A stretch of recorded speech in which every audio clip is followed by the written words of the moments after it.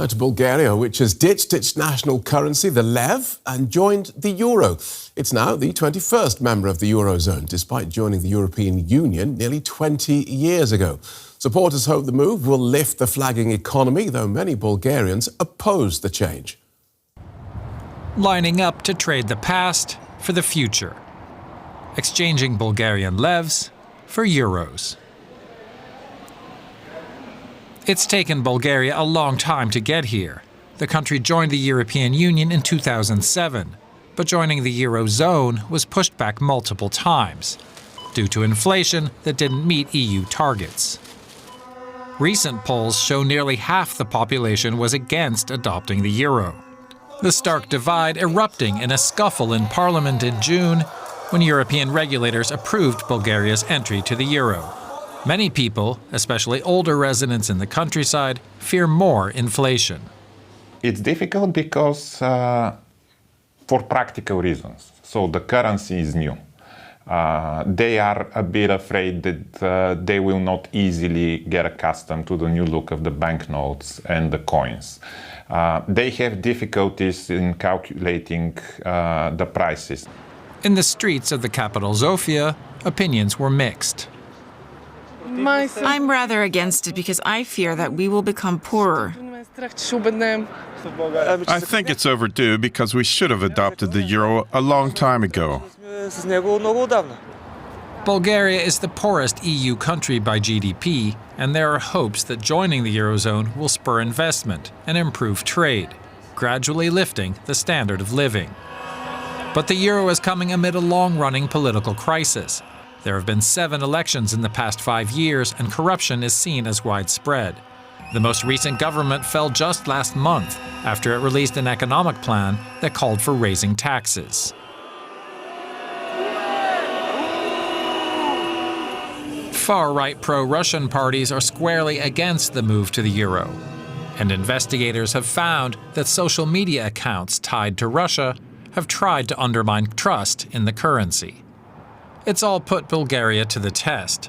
Elections in March will show if it can elect a stable government and then pass anti-corruption reforms, so it can actually enjoy the promised economic advantages of the euro.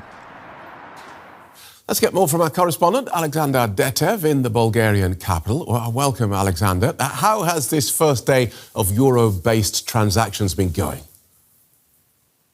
Yeah, hello, Happy New Year from Sofia, Bulgaria. It's a major event for Bulgaria here, a major change. And of course, there were some problems at first. What happened during the first hour of this year is actually that the bank system needed to be updated. So we talked to some taxi drivers today, to some shop owners, to regular people on the street, and they told us we have some problems with the ATMs, with paying by card and so on.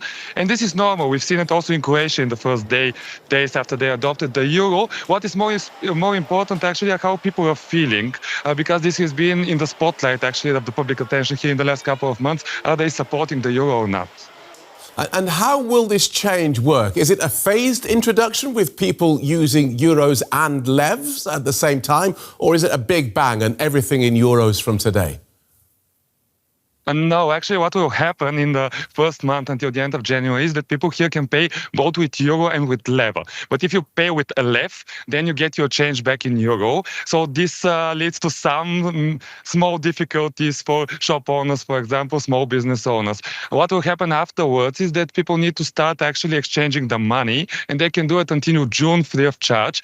We've seen a lot of Bulgarians staying in queue in the last days of the last year, actually, trying to change their level to euro, although they were told that this can happen also in the next coming months. So there were some queues that we saw on the streets and some stress, but everything's fine. As you can see, everything is very normal, and people are feeling okay today.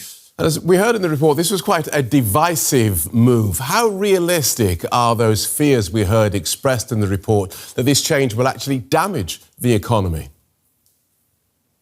So on the one hand, we have the pro-Russian parties who actually told their voters that this is a matter of sovereignty and they need to protest. But we saw just some hundreds of people that gathered here in the last day protesting the euro. What we saw the weeks prior to that were hundreds of thousands of people on the street, but they were protesting for something else. They were protesting against the government, against corruption, and against the inefficiency of the government. And this is where the major issue is. When we talked to the people during the large protests that we had, which led to the resignation of the government, they had the EU flags in their hands, but they told us, yeah, we are not sure that this government and this inefficient, corrupt system can actually do this transfer in the right way, because people here are scared of speculations that the prices will go up, and they need strong institutions who need to control this process. And most of the Bulgarians aren't sure that actually the institutions and the government and also the parliament, which have a very, very low approval rating of something between 10 to 15%, can do it. And a quick word, Alex, about which industries, which sectors are likely to benefit from this new currencies and which could struggle.